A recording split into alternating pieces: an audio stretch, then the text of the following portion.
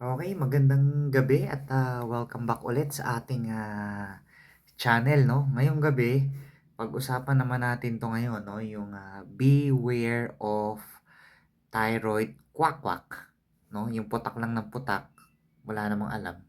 Tara pag-usapan natin. Okay, ba't ko nga ba napili 'tong title na 'to 'no, na beware of thyroid quack-quack or putak ng putak? Ang dami ko kasing napapanood ngayon sa TikTok, sa mga reels sa Facebook. Galit na galit sila sa levothyroxine 'no, yung hormone replacement. Sinasabi nila scam daw. Tapos ngayon sinubukan kong mag-comment. Sabi ko, "Oh, dati akong, hyperthyroid, ngayon, hypo na ako kasi nga nag-undergo na ako ng, RI." Sinasabi nila, "Oh, eh, dapat yung root cause niyan ganito." Well, ang root cause naman talaga autoimmune system 'no, na nag-RI lang ako nung hyper ako. Sinasabi nila templated na, eh, naka-template na yung reply nila. Tapos biglang babanatan ka ngayon ng, ganito i-DM mo ako. DM, direct message or personal message, mga PM. Sinubukan ko. Ngayon ang gusto nilang gawin, magbabayad daw muna ako sa kanila for consultation. And I don't know kung totoo ka ngang doktor. May PRC ka ba, doktor ka ba sa US, sa Europe or whatsoever. So, bakit ako magbabayad? Bakit ko pa dadalan yung bank account na yun, 'di ba? So, I don't know kung ano yung, kini-claim mo pagdating sa gano'ng bagay, 'di ba? So, putak lang siya ng putak, ang dami niyang sinasabi regarding levothyroxine. Eh, unang-una nga, yung iba tinanggalan na ng thyroid, nag-undergo ng total thyroidectomy. Eh, siyempre kailangan nun ng replacement, 'di ba? Simple as that.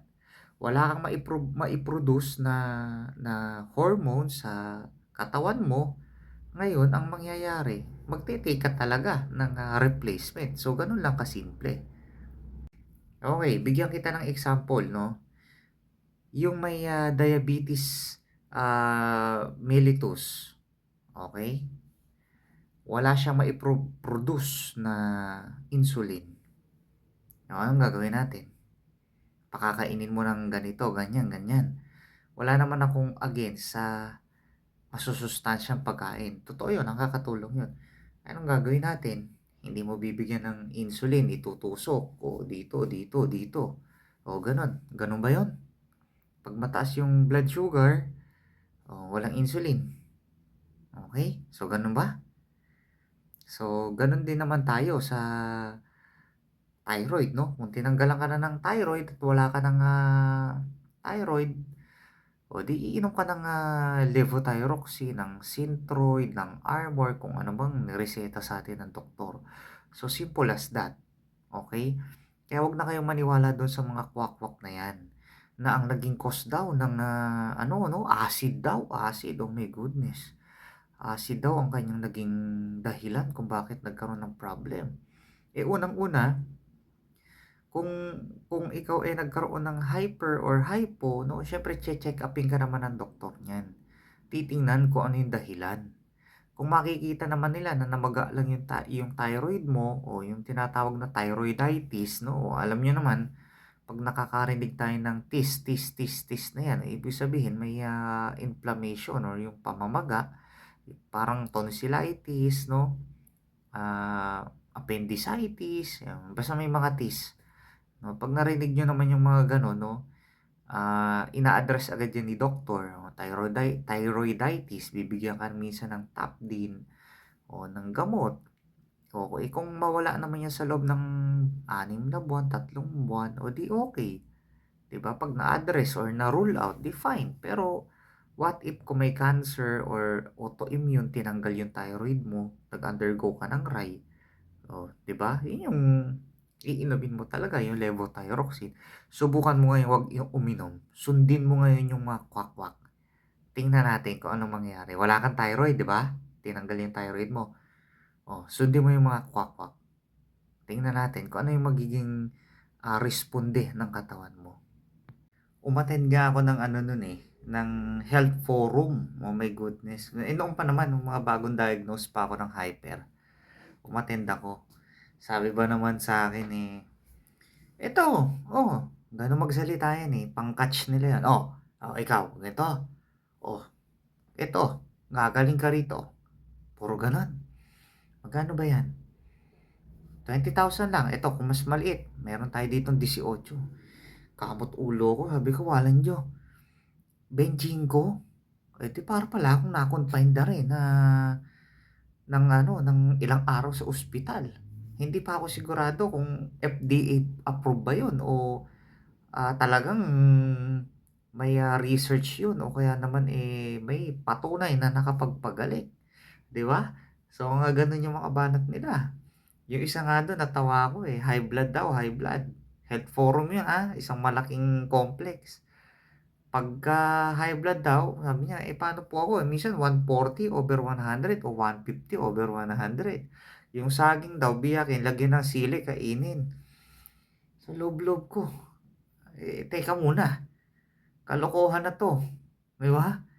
Kung high blood ka, 150, 160, mga ganyan, 180, eh, emergency crisis, ano na 'yun, o tama, emergency for emergency na 'yun. Hindi mo alam kung anong pupuwede nang mangyari sa'yo sa sobrang taas ng presyon mo, 'di ba? So, sinong maniniwala sa gano'ng ano 'no, mga padali. So, please iwas-iwasan niyo yung mga ganyan, walang maitutulong sa atin 'yan, lalong-lalo na sa kalusugan mo, sa kalusugan ng pamilya mo. Okay, so ito tanong 'no, bakit nga ba, gumagawa sila ng mga gano'ng issue 'no? Well, simple lang na ang sagot diyan. Kalimitan kasi ng may mga problema sa thyroid o kaya yung mga pasyenteng may mga dinaramdam lalo na sa usaping thyroid, eh, nakakaranas po 'yan ng depression. Aminin ko kahit naman ako noon, nakakaranas ako ng depression lalo na pagka sabi ko, "Ano bang meron sa thyroid ko at, nagkaganito ako 'no?" Lahat tayo na may thyroid problem 'no, pinagdadaanan natin 'yan, yung depression. Marami ngayong mga quack-quack ang nagsasamantala, okey?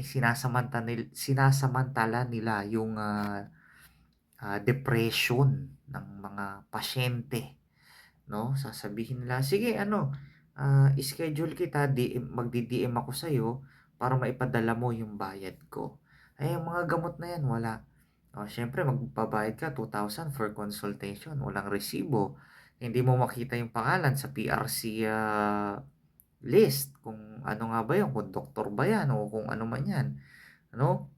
So, dun pa lang napaka-red flag na nun. So, wag wag wag ka ng makipag-transact diyan, okey? So, andiyan po ang levothyroxine, ang, Tapdin, ang Euthyrox, ang Synthroid, ang Armor.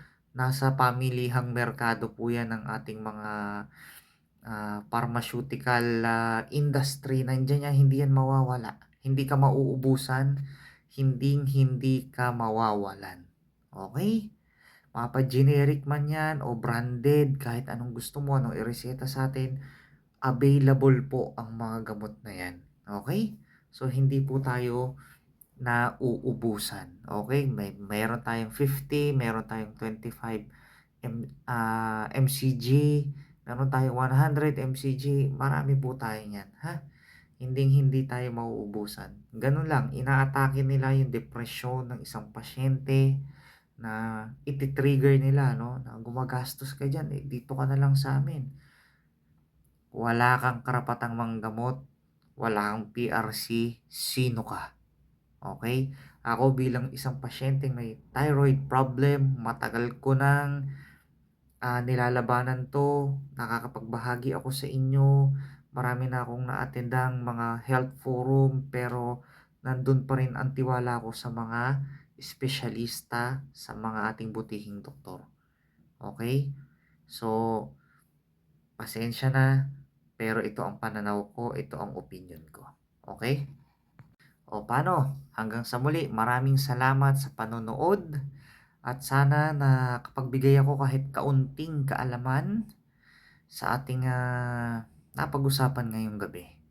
Okay, so hanggang sa muli, maraming salamat at, mabuhay po tayong lahat. God God bless everyone. Amen.